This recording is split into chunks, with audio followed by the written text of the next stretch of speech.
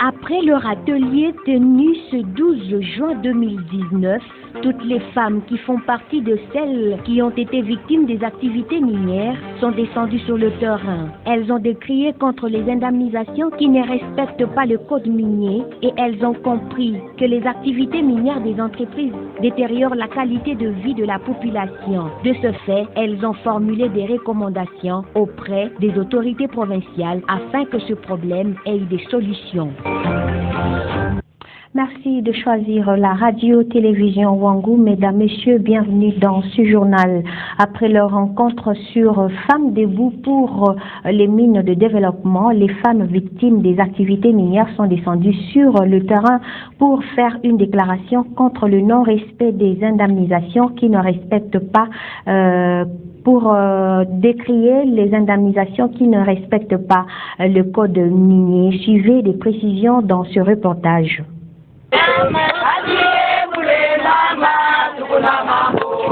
Toutes ces femmes font partie de celles qui ont été victimes des activités minières. Elles descendent sur terrain après leur atelier pour décrier les indemnisations qui ne respectent pas le code minier. Elles ont compris que les activités minières des entreprises détériorent la qualité de vie de la population. À la suite de leur rencontre, plusieurs conclusions ont été formulées face aux services de l'État et aux délocalisations. C'est le cas notamment des activités des communes vis-à-vis des populations de la cité Jegamine-Kolwezi, de la population de la cellule Tamboué-Mounana, des villages Tchaboula et Père Mouteba.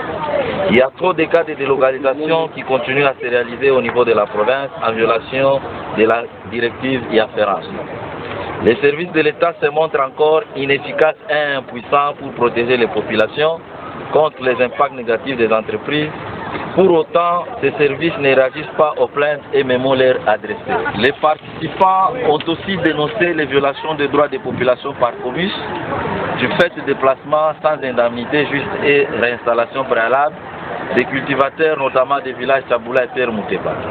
Ils ont aussi dénoncé et fustigé les impacts des minages et des travaux de compactage sur les personnes humaines et les maisons situées derrière les centres-villes de Kolwezi, la cité Jegamine-Kolwezi, par la même entreprise. L'initiative Bonne Gouvernance de droits humains a fait des recommandations au gouvernorat des données suite à la lettre qui lui avait été adressée, dans laquelle les femmes debout ont demandé d'interdire les activités de minage menées par les entreprises minières de la place. Sur ce même chapitre, les habitants de Jegamine-Kolwezi ont profité de l'occasion pour déplorer le minage qui se font par les entreprises minières de la place qui risqueraient d'écrouler leurs maisons d'habitation. Ils se sont plaints au micro de Fiston Salomon. Regardez. Il dit, aujourd'hui nous sommes en route, c'est parce que nous ne voulons pas causer des troubles pour réclamer la solution. Nous souffrons beaucoup à la Jegamine-Kolwezi. Depuis 2012 à cause de ces Chinois. Le code minier stipule que les Chinois devraient d'abord nous déplacer avant d'entamer leurs activités de minage. Cette cité est en train de disparaître à cause de ces activités. C'est ainsi que nous demandons que les entreprises cessent ces genres d'activités de minage. Nous nous prenons en charge. Nous nous adressons au gouverneur Mouyège. Nous n'avons pas édité le code minier. C'est plutôt le chef de l'État qui l'avait fait pour nous défendre. Mais il n'y a aucune application jusque-là. À partir d'aujourd'hui, nous vous demandons de vous concerter dans l'Assemblée provinciale et veiller sur les entreprises minières. Leurs minages ne se font que la nuit. Il n'y a que des tremblements ici. Chaque nuit, nous ne dormons pas. Nos maisons risquent de s'écrouler. Vous attendez que nous mourions pour enfin payer des cercueils.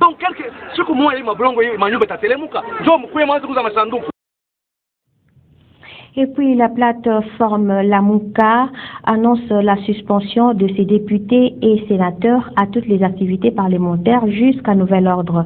C'est Martin Fayoulou qui l'a déclaré au cours d'une conférence de presse tenue au nom du président de la coalition ce mercredi 12 juin 2019. Raphaël Oblandi commente.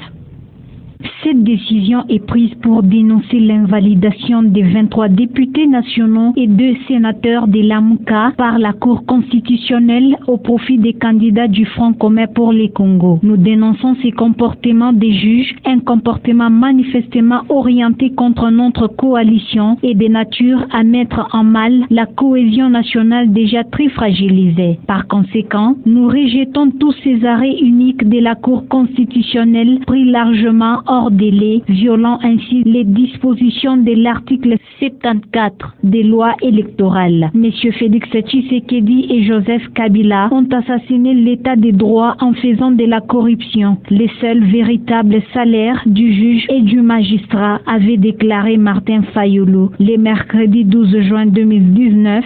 Parmi les invalides, 11 sont de l'ensemble de Moïse Katumbi, 8 du mouvement de libération du Congo, MLC, et 2 de la dynamique de l'opposition de Martin Fayulu. Les activités sont restées paralysées ce jeudi 13 juin 2019 sur toute l'étendue de la ville de Mweneditu dans la province de Lomami. Ceci fait suite à l'appel lancé par l'UDPS, Fédération de Mweneditu, qui a demandé à la population d'observer une journée ville morte afin d'exiger la démission du gouverneur Sylvain Lubamba, soit le réajustement de son gouvernement. Reportage de Sylvain Fizé-Moukadi depuis Mweneditu. Regardez.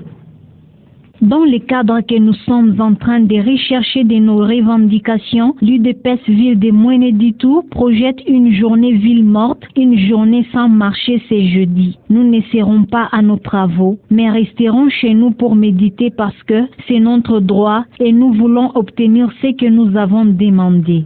Et le samedi 15 juin prochain, nous allons organiser une grande marche conjointe avec l'UDPS ville de Kabinda, des territoires de Lwilu, Ngandajika et Kamiji pour aller jusqu'au bout. Nous avons besoin d'obtenir ce que nous cherchons, a déclaré Gérard Chibanda, président l'UDPS Mweneditu. Depuis l'annonce officielle de l'équipe gouvernementale par le gouverneur Sylvain Lubamba, dans laquelle l'UDPS n'occupe qu'un seul poste, une série de marches de colère s'est fait observer au chef-lieu de la province de Lomami et dans les territoires de Lwilu, Kamiji et Ngandajika. Elles ont pour objectif d'exiger Sylvain Lubamba à réajuster cette équipe ou encore à démissionner. Pour la même cause, les militants et sympathisants de l'UDPS et UNC, ville de Kabinda, chef-lieu de la province, étaient aussi dans la rue ce mardi 11 juin.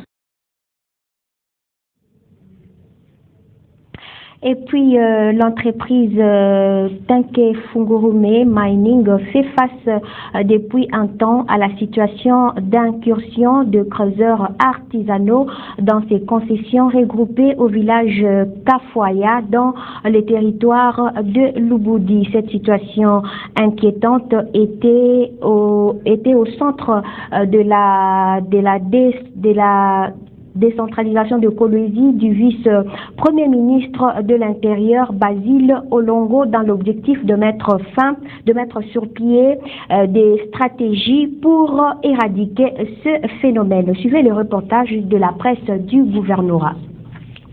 À son arrivée à Kolwezi, chef-lieu de la province du Lualaba, le répondant de la vice-primature en charge de l'intérieur et sécurité, Basile Olongo, s'est d'abord entretenu avec le gouverneur Richard Mouyej-Mangez-Mons à son ancien bureau de travail, bien avant de se rendre à l'immeuble du gouvernement nouvellement construit, où une réunion a d'abord eu lieu avec la délégation du gouvernement central et celle du gouvernement provincial, y compris les membres du Conseil de sécurité. Au menu de cette rencontre, trouver des voies et moyens pour mettre un terme à cette situation d'incivisme causée par des exploitants artisanaux qui habitent le village Kafoya et la cité de Tenke, qui s'adonnent au pillage et vol des minéraux dans la concession de l'entreprise Tenke Fungurume Mining, qui venait de présenter au gouvernement national sa volonté d'arrêter ses activités en RDC, une fois qu'une solution ne serait pas trouvée. En vue d'offrir un bon climat d'affaires à TFM, ces grands cotisants du Trésor national, le gouvernement a résolu, sous décision du chef de l'État, Félix Antoine Tshisekedi, de relocaliser le Trésor qui habitent le village Kafoya. Et deuxièmement, de pouvoir enlever tous les comptoirs qui se trouvent tout autour de la concession Tenke-Fungurume. Et le ministre national Basile Olongo, par ailleurs, a eu un entretien avec les représentants des communautés du village Kafoya de la cité Tenke-Fungurume, ainsi que des représentants des créateurs. Des dispositions sont prises pour mieux relocaliser ces communautés. Le site est trouvé jusque-là.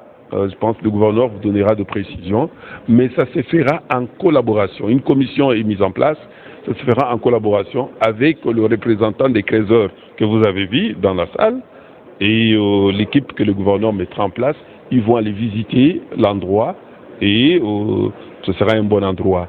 Qu'adviendra-t-il donc de l'avenir des exploitants artisanaux une fois expulsés du périmètre de TFM? Le vice-premier ministre de l'Intérieur, Basile Olongo, explique à ces sujets. On est contre les valeurs négatives, c'est pourquoi le gouverneur va devoir, dans les jours qui suivent, pouvoir créer des zones d'exploitation artisanale pour que tout créateur qui sera identifié aille là-bas, se débrouiller, prendre ce qu'il veut et aller vendre à des endroits appropriés.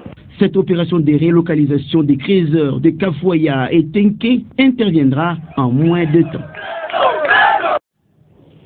C'était la descente à Kolwezi du vice-premier ministre de l'Intérieur, Basile Olongo. Je vais vous proposer de suivre à présent le reportage que je vous ai annoncé sur la ville morte qui a été annoncée à Mweneditu. C'est un reportage réalisé par Sylvain Fiz-Moukadi depuis Mweneditu. Suivez.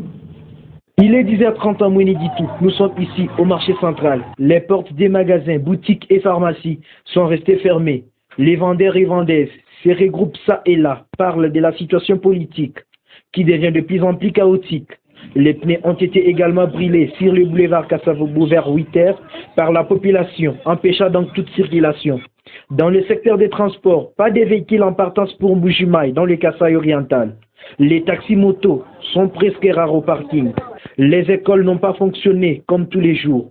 Certaines écoles qui avaient ouvert leurs portes étaient obligées de les fermer car les jeunes en colère faisaient la ronde d'école avec des pierres et bâtons en main. Toutes ces activités entrent dans le cadre de la journée ville morte projetée par le parti présidentiel qui exige soit le réajustement du gouvernement Lubamba, soit sa démission à la tête de la Lomami pour incompétence.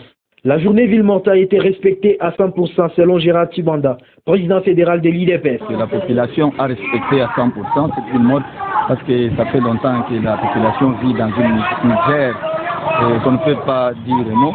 La population est en train de se prendre en charge. Et nous sommes contre le gouvernement mis en place par M. Sylvain Lubamba, le gouverneur de l'Omami. L'IDPS n'étant pas représenté valablement dans ces gouvernements provinciaux, accuse le gouverneur de l'Omami d'avoir nommé le ministre membre de sa famille et membre des familles des députés. Ce gouvernement est composé des membres des familles, leurs épouses, ainsi de suite. Voilà un peu ça. Et nous disons non, et il n'y a aucun membre de l'IDPS dans ce gouvernement. En Ngandajika, il n'y a pas un membre de l'IDPS en Ngandajika, non plus de Kabinda, non plus de Lilou, et aussi il n'y a pas un membre de Mweneditu et de l'IDPS. Ce n'est pas normal. Nous refusons ça et ainsi nous demandons à M. Lubamba de démissionner. Un point très. Le chef de l'État est pour la population, le peuple d'abord. Il ne peut pas maintenir un gouvernement qui est décrié partout, sur toute la province. On l'a refusé, ce gouvernement. Pendant que certains bureaux sont restés fermés, certaines sources renseignent que le marché Koloboyi, considéré comme deuxième de la ville, a été incendié par les jeunes qui ont transformé la journée ville morte en marche des colères. Rappelons qu'après la publication du gouvernement provincial, la tension reste toujours tendue sur l'ensemble de la province. Les manifestations de grandes envergures ne cessent de s'annoncer. Monseigneur Léon Kalenga Badikebele, archevêque en Argentine, est décédé le 12 juin 2019 à Rome des suites d'une maladie. Il fut le premier Congolais à travailler dans la diplomatie du Saint-Liège. Plus de précisions dans ce commentaire.